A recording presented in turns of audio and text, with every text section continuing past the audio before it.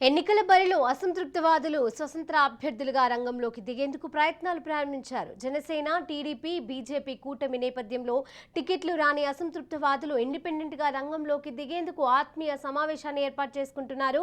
కార్యకర్తల కోరిక మేరకే ఆలోచన చేస్తున్నామంటూ సెటిల్మెంట్లు ఇస్తున్నారు. ఇక కూటమి ఓట్లకు గండు కొట్టే ప్రయత్నంలో వైసీపీ భారీ స్కెచ్ వేస్తోందని రాజకీయ విశ్లేషకులు చెబుతున్నారు. ఇక ఇదే అంశానికి సంబంధించి మరింత సమాచారం మా ప్రతినిధి విశ్వనాథ్ అందజేస్తారు.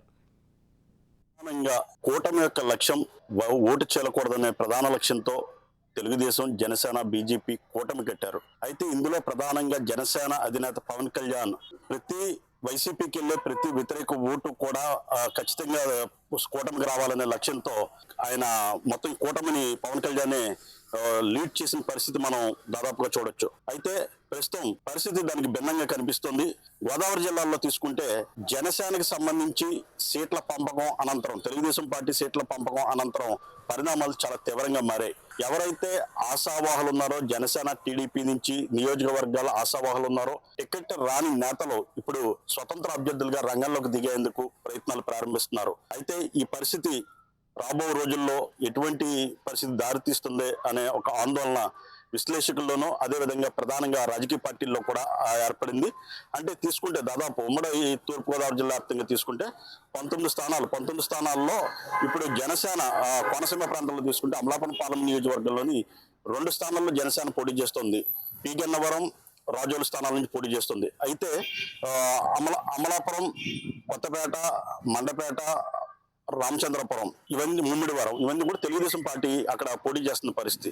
అయితే ఇక్కడ టిక్కెట్లు రాని ఆశావాహులు అమలాపురం తీసుకుంటే అమలాపురంలో తెలుగుదేశం పార్టీ నుంచి టిక్కెట్ రాకుండా పరమటి శ్యామ్ అనే అతను స్వతంత్ర అభ్యర్థిగా బరిలోకి దిగేందుకు సిద్ధమవుతున్నాడు. అక్కడ తెలుగుదేశం నుంచి అతను స్వతంత్ర అభ్యర్థిగా రంగంలోకి దిగిపోతున్నాడు. మరో పక్క తీసుకుంటే యాక్చువల్ అమలాపురం జనసేనకి చాలా అడ్డా అనే పేరు ఉండేది. అయితే అక్కడ జనసేనలో 2 గ్రూపులు ఉండేవి. సెట్టిబత్తుల రాజబాబు, డిఎంఆర్ శేఖర్ అని జనసేన నాయకులు. అయితే ఆ గ్రూపుల నేపథ్యంలో అక్కడ ఇటీవల వాళ్ళు వైసీపీ నేత మిథున్ రెడ్డిని కలిసిన సందర్భంలో అక్కడ ఏర్పడిన కొంత సంఘటన పరిస్థితి అక్కడ తెలుగుదేశానికి అనుకూలంగా టికెట్ వచ్చే పరిస్థితి ఏర్పడింది. అయితే ఇప్పుడు అక్కడ జనసేన యొక్క ప్రభావం ఏ విధంగా తెలుగుదేశానికి ఉంటుంది అనేది ఒక ప్రశ్నార్థకమైన విషయంగా మారింది. మరోపక్క రాజోలు తీసుకుంటే రాజోల్లో కూడా దేవవరప్రసాద్కి జనసేన టికెట్ ప్రకటించారు. అయితే జనసేనలో మరో వర్గం దాన్ని వ్యతిరేకిస్తుంది. బొంతు రాజేశ్వరరావుని స్వతంత్ర అభ్యర్థిగా పోటీ చేయమని ఒత్తిడి చేస్తున్న పరిస్థితి. ఇలా తీసుకుంటే మరోపక్క అనపర్తిలో ఇప్పుడు బీజేపీకి కేటాయించారు. బీజేపీకి కేటాయించిన నేపథ్యంలో అక్కడ నల్లిమిల్లి రామకృష్ణారెడ్డి తెలుగుదేశంగా 42 సంవత్సరాలుగా తెలుగుదేశం పార్టీని అంటిపెట్టుకున్న ఎన్నో పోరాటాలు చేస్తున్న అభ్యర్థి. అయితే అతనికి ఇప్పుడు టికెట్ ఇవ్వడం కూడా అక్కడ తెలుగుదేశం పార్టీ కేడర్ అంతా కూడా నల్లిమిల్లి రామకృష్ణారెడ్డిని స్వతంత్ర అభ్యర్థిగా రంగంలోకి దిగమని ఒత్తిడి చేస్తున్న పరిస్థితి. మరోపక్క తీసుకుంటే ముమ్మిడివరం నియోజకవర్గంలో జనసేన నాయకుడు పితాన బాలకృష్ణ ఎప్పటి నుంచో జనసేనలో ఉన్నారు, అంతకుముందు వైసీపీలో ఉన్నారు. అయితే ఇప్పుడు అతనికి అక్కడ తెలుగుదేశం దాట్ల బుచ్చిబాబుకు టికెట్ ఇవ్వడంతో పితాన బాలకృష్ణ పరిస్థితి అగమ్యగోచరంగా మారడంతో ఇప్పుడు అతన్ని కూడా స్వతంత్ర అభ్యర్థిగా రంగంలోకి దిగేందుకు ఒత్తిడి చేస్తున్న పరిస్థితి. అంటే ప్రధానంగా కార్యకర్తలు ఒత్తిడి చేస్తున్నారని చెప్తుంటే వాళ్ళ అంతర్లేని వ్యూహం స్వతంత్రంగా పోటీ చేయాలనే ఒక వ్యూహం. దీన్ని వైసీపీ క్యాష్ చేసుకునే పరిస్థితిలో ఉంది. ఖచ్చితంగా ఇది ఎవరైతే ఈ కూటమికి సంబంధించిన ఓట్ బ్యాంకుని చేల్చడం వల్ల వైసీపీ అధికారంలోకి రావాలనే ఒక ఎత్తుగడ ఆలోచనలో భాగంగా ఈ అసంతృప్తివాదులు ఎవరైతే ఉన్నారో వీళ్ళందరినీ ఇంటర్నల్ గా వైసీపీ నాయకత్వం కలవడం, ప్రోత్సహించడం జరుగుతున్న పరిస్థితి.